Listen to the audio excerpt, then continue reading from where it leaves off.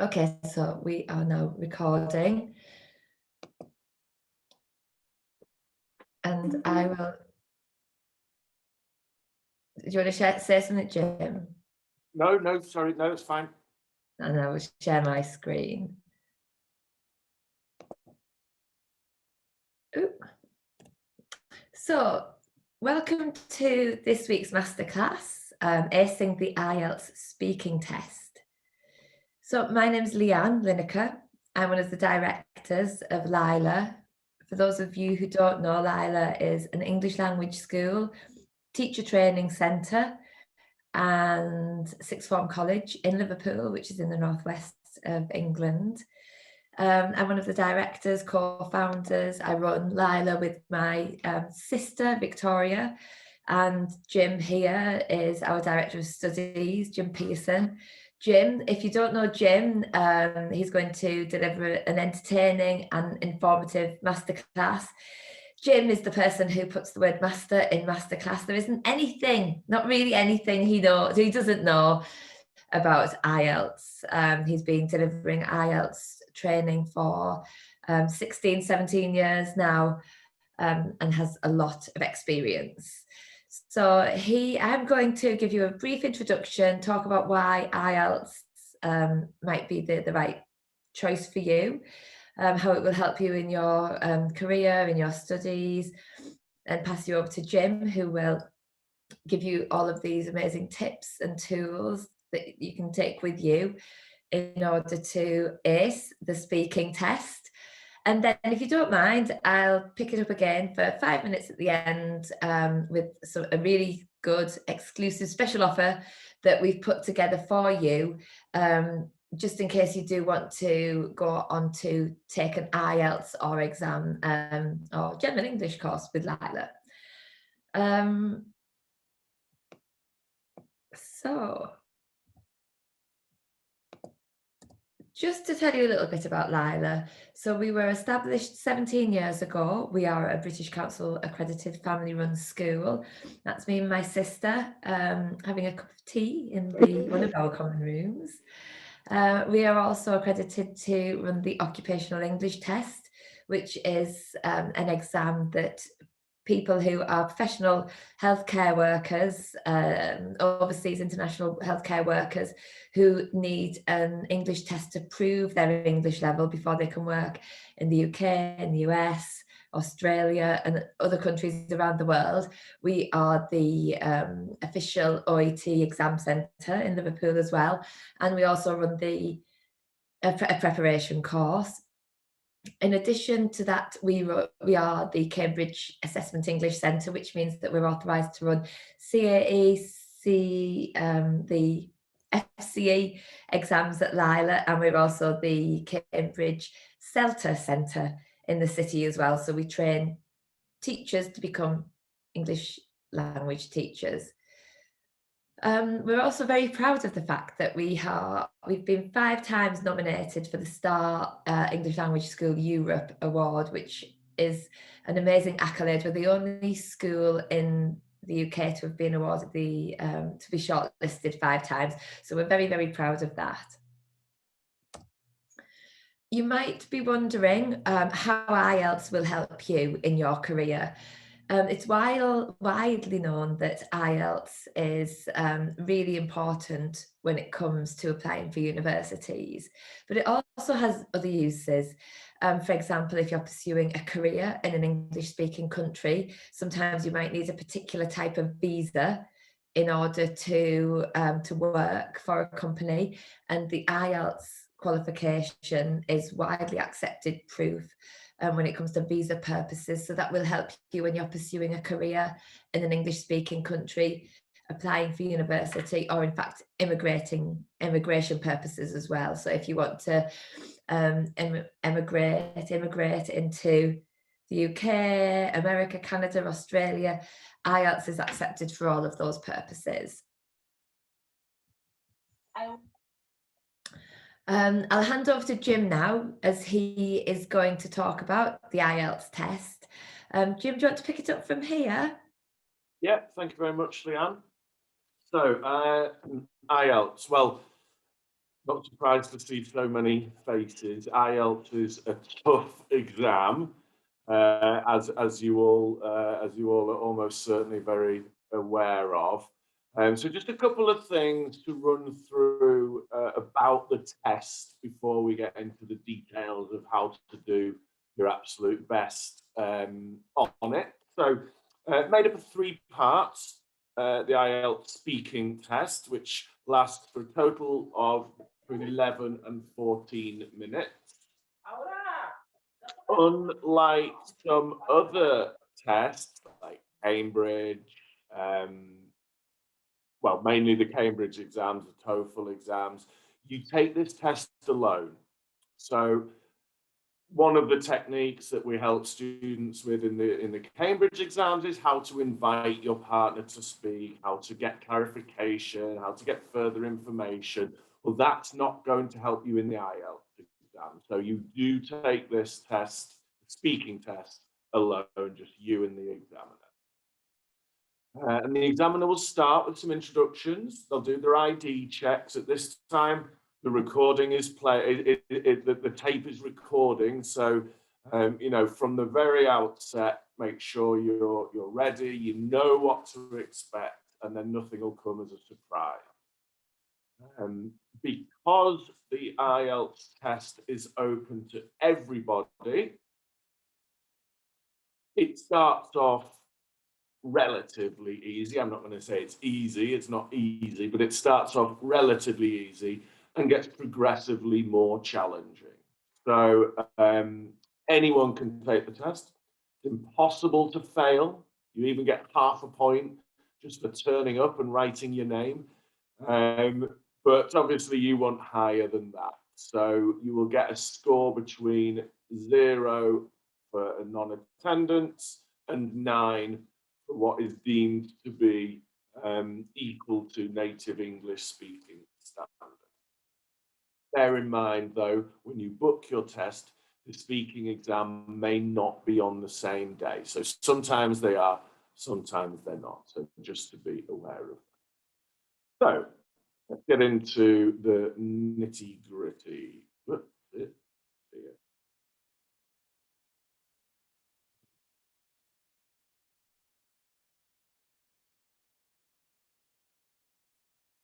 So I think there we go.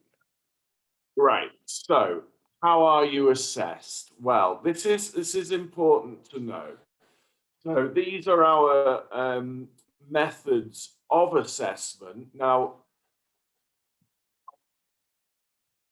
they are full of jargon that us teachers use all the time, and they might not be 100% accessible to you. So I thought I'd just go through some of those first. So the first thing you're assessed with on your speaking exam is fluency and coherence. So fluency for non-teachers is the level of English they have.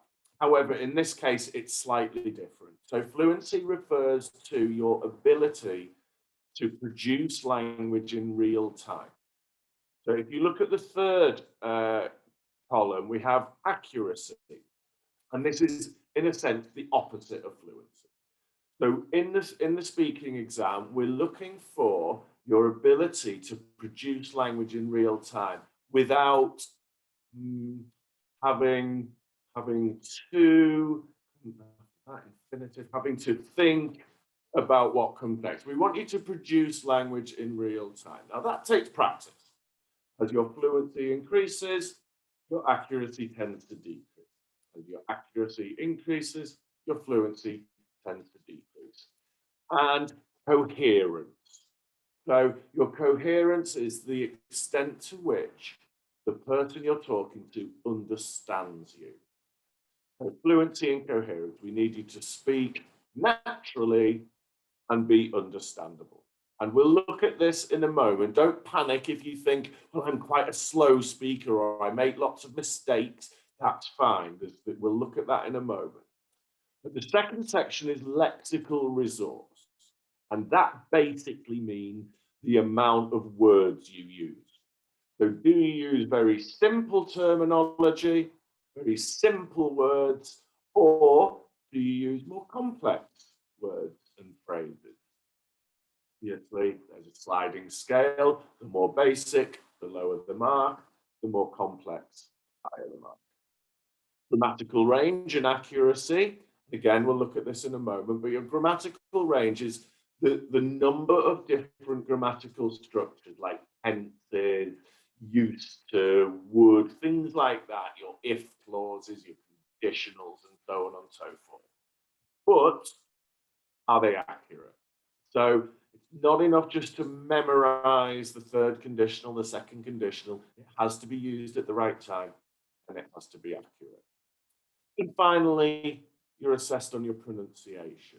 Now, again, I'm going to talk to you a little bit later about pronunciation, but don't mistake pronunciation for accent. Two are a bit different. Now, for some people, their accent is very strong, and it transfers, excuse me, it transfers to the English that you're speaking. But a high score will be someone who ticks all of these boxes.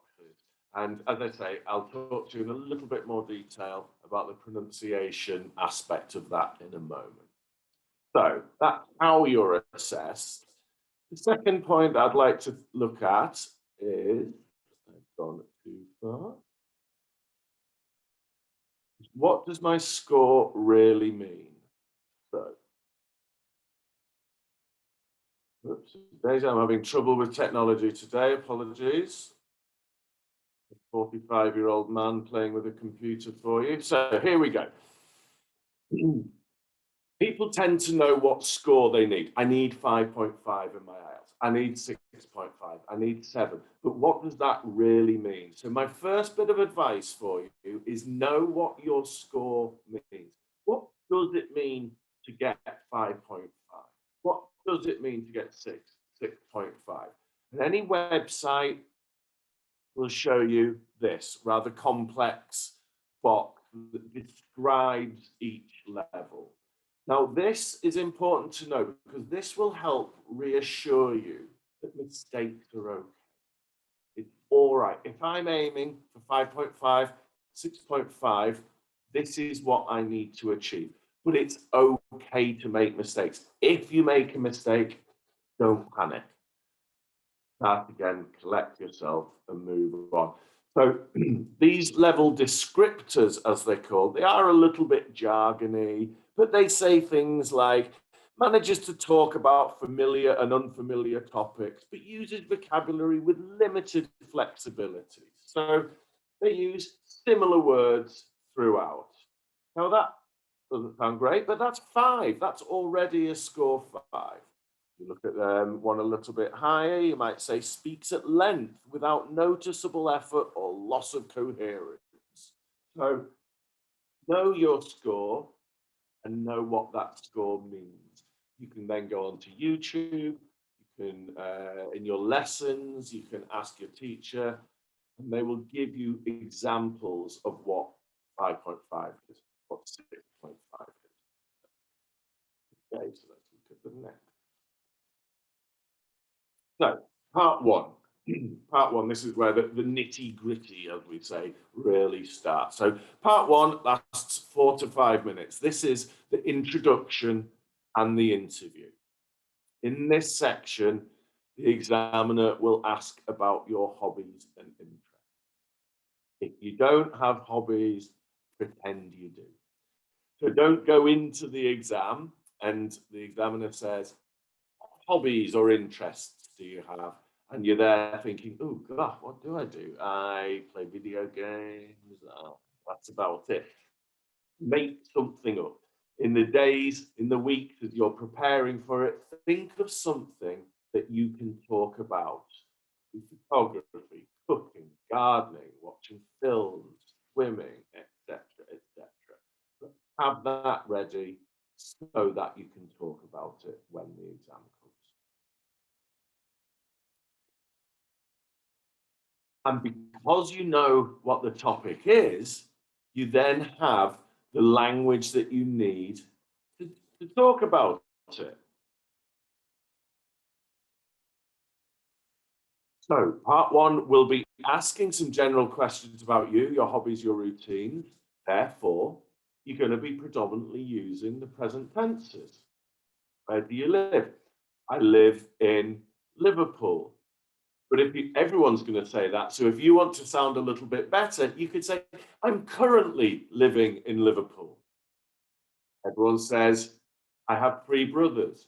You can say, I've got 3 brothers and a sister, or I've got 4 siblings, and just use enriched language to say the same thing. Rather than, I enjoy woodworking, you can say, I'm a huge fan of woodworking. I'm a great fan of football. But it's not enough just to tell them that. It's not enough just to give very short, succinct answers. Remember, the person who is evaluating you, the person who is assessing you, listens to hundreds of these recordings. Your job is to stand out from the crowd. Your job is to put those pieces of language in, those structures that not everyone uses. So explain your reasons, add information. I'm a huge fan of woodwork, but I've only been doing it for a couple of years now. I don't have all the equipment that I'd like to have, so the work that I do is quite limited, but it's fun, it's enjoyable, and it's my way of relieving stress after a busy day at work. The other note for part 1 is you are allowed a minute to prepare. So you get the questions in advance, you then have a minute to prepare. What you shouldn't do is sit there and read it. You're not going to write full sentences and then sit there and say, I enjoy woodwork. It's a barrier between you and your audience. Know your audience and talk to the audience. Communication is non-verbal, eye contact, facial expressions, as well as verbal. And organize your notes logically. You don't want to be looking through, where did I put that? I don't remember, where's that word that I wrote down? It's gone from my mind. Oh, clockwise is the logical way to do it. So ticked off what I've said. There's my reason. I've talked about where I live. And there is the extra additional information about that. Part 2. Part 2 is the individual long term. And as the name suggests, this is your monologue. This is the time when you speak at length. 3 to 4 minutes. So you have a couple of minutes to prepare, and then you need to talk for 1 to 2 minutes. Be prepared. It's not only a monologue because the examiner may ask follow-up questions. So I produced some typical part 2, describe an artist or an entertainer. I think the previous one was about where you live. It could be a job you've done, a film or movie actor that's very popular, an event, house, or a website. There are only a limited number of topics that it can be on. So practice, practice, practice. When you're at home, spend a couple of minutes talking to the mirror, recording yourself. So again, think about what you're going to talk about. If I'm going to talk about something in my life, something I have experience of, I'm probably going to use the perfect aspect. I have visited this place several times. You're going to use modal verbs. You should certainly try to visit. Oh, you must go and see Brimham Rocks. It's beautiful. So if you're talking about locations, use your descriptive language, use your modal verbs, use your phrases to give advice and suggestions. And remember, link your ideas together. It's not just a case of rattling off 5 things. If we look at the previous slide, here I'm not going to say the job I've done is a teacher.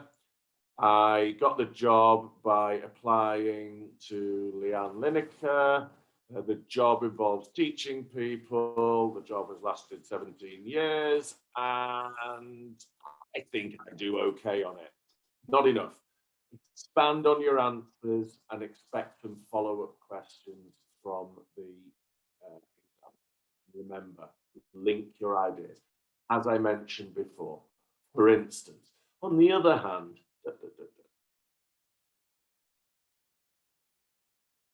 part three. Part three, as with all the IELTS, as I say, it gets progressively more challenging. This one is by far the most challenging of the three parts of the speaking test, but everyone can have a go at it. That's 4 to 5 minutes, and here the examiner will ask you some quite detailed, abstract questions, usually related to the topic in part two that you've already discussed. So in this part, you're going to talk about your opinions. You're going to agree. You're going to disagree. You're going to discuss ideas in depth and at length. So think about the verbs you're going to use. They're going to be the past, they're going to be the present, they're going to be the future. Basically, the speaking exam, the examiners want you to demonstrate the language that you're capable of producing. So initially, everything will be in the present, and then it'll expand, and then finally, you're going to get questions that ask you to talk about the future. What type of house do you think people will live in? I'm going to talk about the present. Why do you think some people prefer to live in flats than in houses? Why do some people prefer to live in the countryside to the city, etc., etc.? So think about how you're going to justify those answers, and think about the language you're going to use to express those thoughts.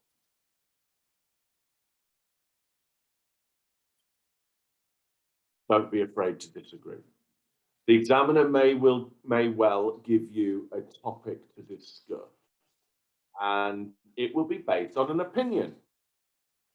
Don't feel like you have to agree with the topic that the examiner gives to you. In fact, if you disagree, then there's a lot more language typically than you can do to say that you disagree. Well, personally, I don't agree with that. I'm not sure that really applies to me. And if you're producing language that's based on what you actually think, you're going to find it a lot easier to produce that language than if you're making it up and inventing it as you go along. Part three can be quite challenging. They're going to use questions a little more tricky, a little more in depth, a little more difficult to understand, because it's to differentiate between the lower level scores and the higher scores. It's okay to ask, sorry, do you mean that? Or can I just check that you mean by this? So asking for clarification, asking if you understand fully is much better than talking for 2 minutes only to later realize that you were talking about the wrong topic. Give yourself time. I think when you're in a high pressure situation, somebody asks you a question, the temptation is, I need to speak immediately. Well, there are a couple of little strategies that you can use. For instance, that's an interesting question. Let me just think about that for a moment. And not only are you giving yourself time to produce the language and produce the answer that's relevant to you, you're also using key phrases and expressions, and the recorder's still recording. So all of this time, all of this language, you can learn this in advance, and it all works in your favor. Even if you have an answer to give immediately, there's no harm in saying, that's an interesting question. Just give me a moment while I consider that answer, because you've got those phrases in your store and you can use them, and everything works to you. Think about the language you need, the passive voice. For for example, to depersonalize and generalize. It's very well known. I wouldn't be surprised if it's quite likely that. So all of these phrases, they're all at your disposal. You can use them, and each of them will help work in your favor to boost your score.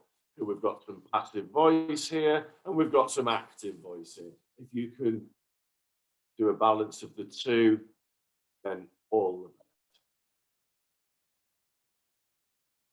So, some final tips.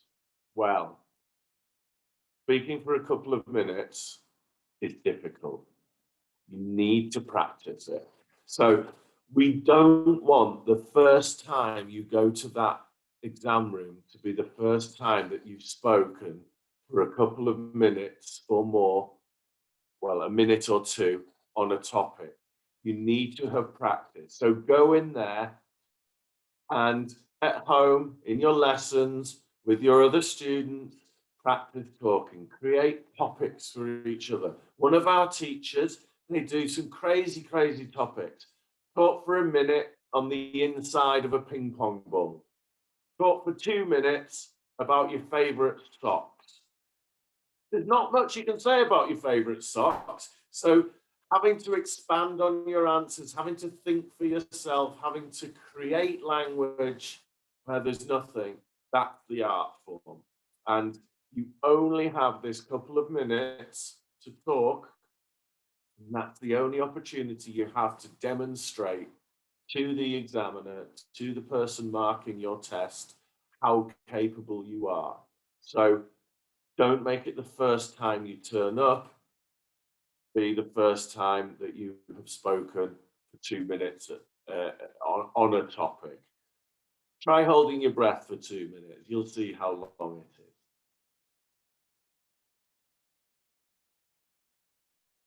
Take lessons. Well, I would say take lessons, wouldn't I? Take lessons at Layla would be my suggestion too. But all I'm saying is a band score of 9 supposedly represents native English speaker standard. If you gave this test to my brother, you gave this test to my sister, in fact, you gave this test to 99% of the population, they wouldn't get a score of 9. There's more to passing a test than just having the linguistic, the language capabilities. There's exam technique as well. So it's about where do I transfer my answers? What's it like to talk for 2 minutes? How am I going to write all of this information in the limited time?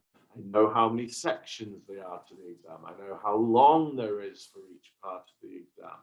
I know the kind of questions I'm going to be asked. I know the kind of information I'm going to be asked to read for, write about, speak about, and listen to.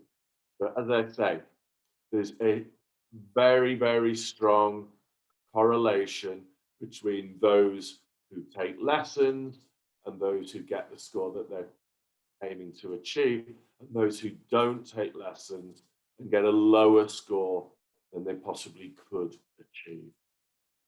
So it's not just a shameless plug for me to get you into our school, although obviously we'd love to see you in the school, but it's very important to get that exam technique as well as the boost in language that those lessons will offer. Pronunciation. Well, I could talk for hours on end about pronunciation. It's without a doubt my favorite topic. And it's a tricky one. So if this chart makes you feel a bit sick, makes you think that you're suddenly learning Greek instead of English, well, you're not alone. But know the difference between your monophthongs and your diphthongs. Know the consonants. That we've got E, I, U, U, E, O, A, O. Ear, A, U, I, O, I, O. Wow, it's been a while since I did that. And each of those are vowel sounds. We think of A, E, I, O, U, but in actual fact, 12, 15, 18, 20 different sounds that our vowels make in English. And all of those sounds, if you can produce them naturally, then all the better when it comes to it. Now, certain accents will come through. That's not bad. Your accent is your identity. Accents are beautiful things. Keep your accent. I hear students say, I want to sound like an English person. Well, which English person? Do you want to sound like me? Do you want to sound like Leanne? Do you want to sound like the Queen? Do you want to sound like the guy reading the news? Do you want to sound like the guy, the taxi driver? There are hundreds, thousands of English accents. We're not after giving you an accent, we're after helping you with standardized pronunciation. So if we look at words ending in ED, some of them ED can be pronounced, I asked a question, can be D, I loved her, id, I decided, I wanted. So even ED can be produced in 3 different ways. Learn that, get used to that. So in natural pronunciation, when you're speaking to the examiner, that doesn't count against you. It's actually quite an easy fix, that one. Pronunciation of OUGH. We've got ought, bow, through, though, and trough. And that's just 5 of them. There are 3 more. So English is very irregular. For our Spanish speakers, if you speak Spanish, you know the Spanish alphabet. Even if you don't know the words, you can probably read it aloud. Slightly mistaken, but it's a very regular language. English is very irregular. So just knowing the spelling won't necessarily help you with the pronunciation. But listen to English people. Listen to American, English, Australian, Canadian speakers. The letter S can be pronounced I was. But I'm always working on how I say things. My Alexa's talking to us. I should turn that off in future. And then we've got thank you, this, or but. I know some of our Arabic speakers struggle with the sound. So we have P for Paris, B for Benghazi. And there are things that we can do to help you. No vibration, but vibration.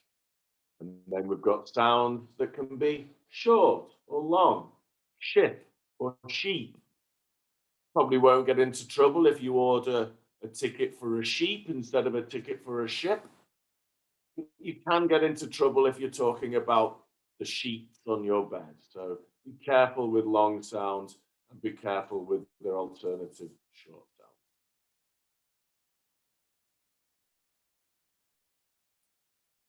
So, as I say, listen to native English speakers, expert users of the language. You can become a mimic. English pronunciation is incredibly irregular, but a few little techniques that you can do will help you absolutely no end. Just have the radio on in the background, that constant exposure to sound, even if you're not listening, you don't have to sit and listen and concentrate. But while you're cooking, while you're cleaning the house, while you're tidying up, while you're gardening, whatever it is that you do, the internet has a world of radio stations now. You can listen to any radio station in the world. Listen to the rhythm, listen to the intonation, listen to the patterns, listen to the sounds that English speakers make, because as I say, it's not the same as how it's written down. And you will have your accent, there's nothing wrong with having an accent, and you're not being marked on your accent so long as it doesn't interfere with the pronunciation. So listen to that, the more exposure you have, the better. Now, thankfully, it looks like England is coming out of lockdown as COVID is put behind us and suddenly travel becomes possible again. But even in these few weeks left when you can't travel, you've got that radio, you've got maybe not songs because they tend to play around with the sounds a little bit more, but films, watch films with subtitles, listen to the radio, that'll all help you. And audiobooks are another great. Don't worry about making mistakes. So probably the most important tip that I can give you is it's better to try something slightly more complex and not get it 100% right and stay in your comfort zone and only use the present tense, only use the most basic words, only use short, disjointed sentences. If you can experiment, if you don't know the word, my brother works in, it's that place where they look after sick animals, not a hospital. So he's like a doctor for sick animals. Oh, a vet. Yes, thank you. He's a vet. So he looks after the animals in the vet office, room. It's the place where they look after sick animals. So I can get round the fact that I don't know surgery by using my relative clauses. So everyone makes mistakes. It's okay. Self-correction, catching yourself is a good thing.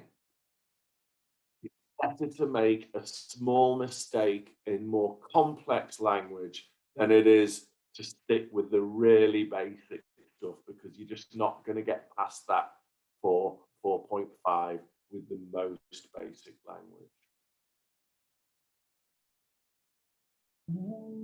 This one's easier said than done. Don't panic. I know it's stressful, but the more preparation you do in advance, the more prepared you are for the day. Nothing should come as a surprise. The examiners, I've met hundreds of them. They're lovely people.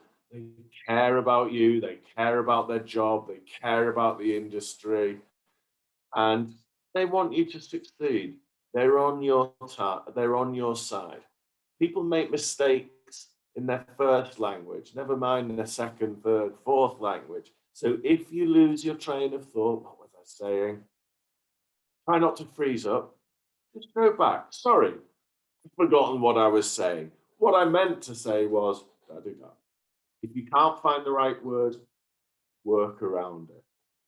But most of all, stay calm. Eat well on the morning, sleep well the night before. Stay calm.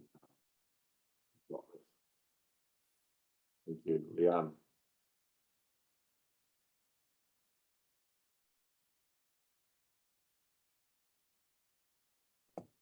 Brilliant. Thanks, Jim. Really interesting. I hope you all found that interesting too. If anyone has any questions, you can put something in the chat box or unmute your microphone, and Jim's happy to answer any questions you might have.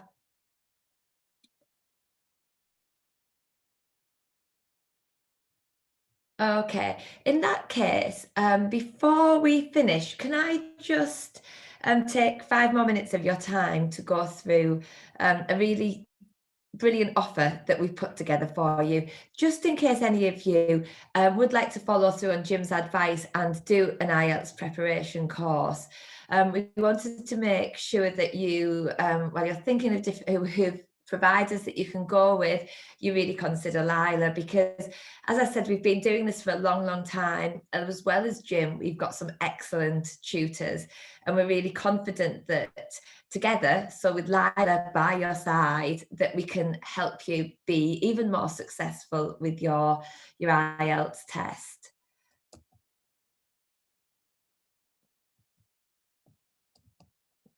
So this is exclusive to Layla. You will only find this special offer with Layla. And we know that because we've looked around at what our competitors do. And we wanted to make sure that you do choose us if you do decide to go ahead with your IELTS preparation course. So we've put together a private Facebook group, a study group, which is just for people who are studying at Layla. It's a brilliant source of support, networking, and regular tips. And access to that is completely free. All you need is to be a student at Layla. I'm currently learning how to be a coach. And this is where I got the idea from, because they invited me to be part of a private Facebook group there.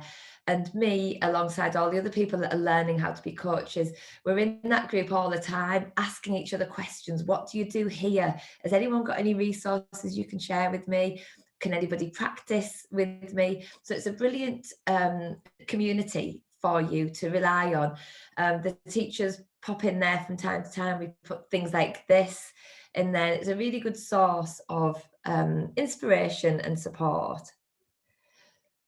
We've also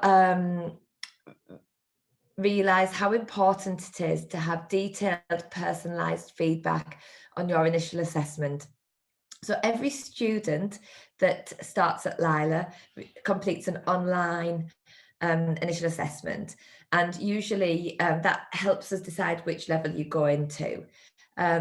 We are now offering a free one-to-one detailed personalised feedback session with a senior tutor.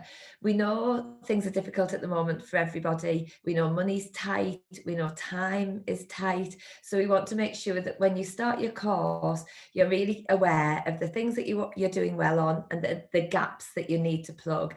And this detailed personalised feedback session will really help you make the most when you start your course.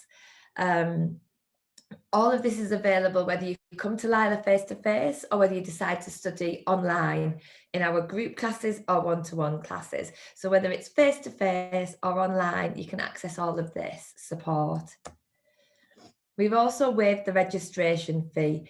So what would normally cost £45 is completely free. Again, we know times are very challenging at the moment, especially with the pandemic dragging on, and people might be concerned about money. So we've trying to make it as accessible for you as possible. And in addition to the free access to the private Facebook group, the free one-to-one debriefing session, and the registration free discounted, we'd like to offer you a 10% discount on tuition fees. All of this is a really good package, and it means that you get an extra level of support when you come to Layla. So you don't just get the 15 or 21 hours a week, you get all these additional extras. So what are you waiting for? If you think the IELTS preparation class is something that you need, you can email me personally. My email address is leanne@laylalovetolearn.com. Use the subject Masterclass and ask for the link to our online level test. So I will send you the link to the online level test, and you can claim your exclusive offer today. So all of the things that I've just mentioned, because you've attended this masterclass, they're all yours. And we want you to take the first step on your next journey with Layla so that you love to learn. I can see some things are coming up. I think it's in the chat box. Let me just have a little look. Yeah, we've got a couple of questions actually, Leanne. They're probably for you, Jim. Do you want to address them? Do you mind if I jump in? Yeah. No, go for it. Malika is asking, what can we do to overcome our stress? And this is an excellent question, because no matter how calm and cool you are, it's an important exam, IELTS, and therefore stressful. So what can you do to overcome that? Well, there's a few things that I would suggest. Initially, I would say practice as much as possible so nothing comes as a surprise to you. However, there are a couple more things that you can also do. Now, if you're fortunate enough to live in the same city as the exam centre, then what I suggest is in the week before, just go up to it, find where it is.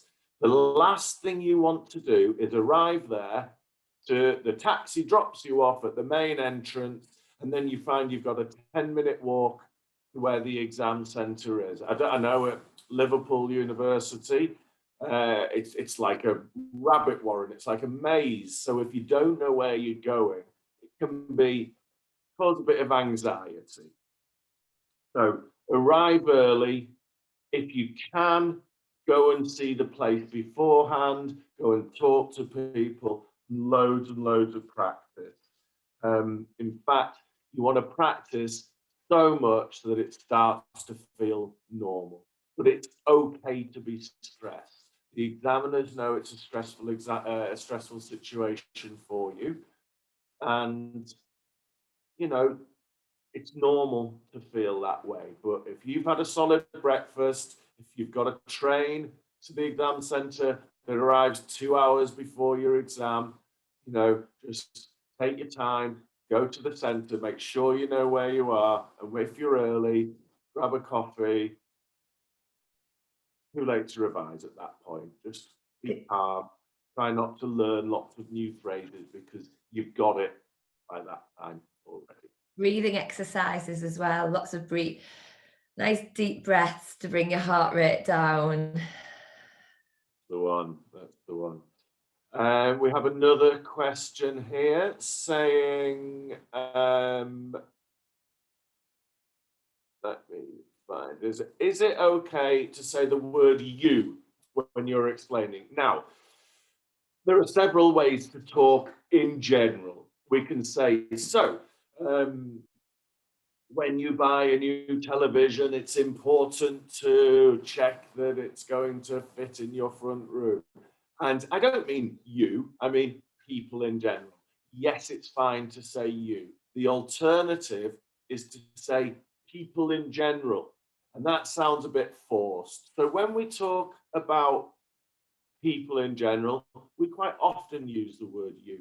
So you will not be marked down for that. The alternative is you sound like the Queen and you say, well, when one buys a house, but nobody really speaks like that anymore and uses one as that depersonalized you. So is it okay to say the word you when explaining? Yes, it is. We have another question here that says sometimes you may be at a loss as to what to speak and you start to, well, that's perfectly natural. Now, these are what we call fillers. These are our time to think words. This is why earlier I mentioned you can try and use expressions like, oh, that's a great question. Just give me a moment to consider that. Now, fillers are fine until they get past a certain point, and then we're starting to affect fluency. Remember, fluency is one of the areas that you are marked on the speaking, and it's about your producing language in real time. But everybody does it. Everybody stops and thinks, and that's fine. It's about natural communication. That's absolutely acceptable until it goes beyond a certain stage. And then it's starting to affect fluency and it may count against you. But within a certain extent, it's fine. The exam gives a lot of people nerves. It is expensive. You put a lot of effort in, and the day of the exam comes, you're going to be nervous. It's okay, but just do what you can do. As Leanne suggests, your breathing exercises, arrive early, not too much coffee, make you all jittery and get the blood pumping. That's not what you want. You want to be nice and relaxed. You don't want to be falling asleep, but you want to be nice and relaxed. Odie asks, might we speak calmly in an IELTS speaking test? I mean, slowly in speaking without fillers. So, absolutely, yes. if you can match, so it's the balance of fluency and accuracy. I don't want to speak like this, even though it's accurate. Taking too much time is counting against your fluency. However, if you're naturally quite a fast talker and you speak like this, but in your second language, you need to slow down to avoid lots of mistakes, then 100%, you should slow down and keep that accuracy with a balance of fluency. It's about that midpoint. So when I speak Spanish, I speak fluently, but I make a lot of mistakes because I'm just interested in getting my message across. Well, that's not going to work in an IELTS exam because you're trying to demonstrate your linguistic abilities. So slow down if it helps you produce language more accurately, without those R-E fillers. Ibrahim, I'm afraid my Arabic is not up to scratch. So in answer to that, I'm going to say yes, 5.5, and absolutely you can do it. And is speaking the most important part of the test for having a high band score from Helen? Is it the most important? No. Speaking is the one that you get one chance at. With reading, if you don't understand something, you can read it again. With listening, okay, you get one chance to listen. With writing, you can cross out, try again. With speaking, you have that one opportunity to get your message across. So, no, it's not the most important because it's about your reading, writing, listening, and speaking. So, what we don't want is only a very high score in one and then your others come down. So you're given a band for each skill. So I might get 6.5 in my listening, 6.5 in my reading, 6.5 in my speaking, and then 8 in my writing. In which case, I'm probably going to end up with an average of those, which is about 7 to 7.5. So no, speaking's not more important. It's just one of the 4 skills that you are tested on. We will be doing a masterclass on writing. We will be doing a masterclass on listening and reading too. We've just chosen this one because I think people get quite anxious about it. If you want that high score, you will be expected to achieve a high score in all aspects.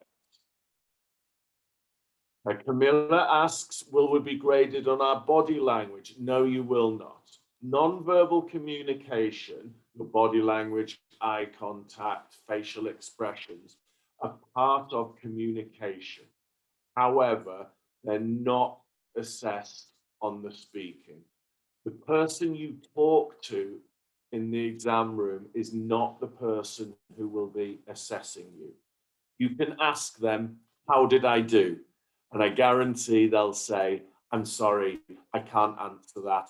I'm just here to encourage you to speak. So when we talk, body language helps us communicate with our partner. That's why talking on the phone is so much more difficult than speaking face to face with somebody. But in the exam, no, you'll not be assessed on your non-verbal communication. Body language. And I believe That is it. So if anyone else has any more questions, we've still got time. Feel free to put your cameras on, in fact, Leanne, I was wondering, could you take, that's the one, thank you, so we can see everybody. You don't have to put your camera on, you can just unmute your microphone. But you can if you want, or you could drop a question in the chat box. Hope you all enjoyed that. I found it really interesting, Jim, personally. It's good. It's a good exam. I used to dislike IELTS because I found it quite tough, but I now see it is a good exam. It's very reliable. It will give you an accurate score of your English level. It's a valid test. You are only tested on what it says you're tested on. And great, that a test that you can't fail. You might not get the band that you want, but you can't fail it. As I say, you get half a point just for writing your name and turning up on the day. Brilliant. Well, if no one's got any other questions, we'll say goodbye for now. Feel free to join our next masterclass and build up a nice little resource bank of things that hopefully will help you along your way. If you do want to get in touch with us, I'm Leanne, and it's leanne@LaylaLoveToLearn.com. Jim is Jim@LaylaLoveToLearn.com. Really easy. And we'd love to hear from you and maybe one day see you in one of our classes. Until then, best of luck and take care, everyone. Bye-bye. Glad to meet you both. Greet you all. Bye. Bye-bye. You're welcome, Ellen. Nice to see you. Thank you.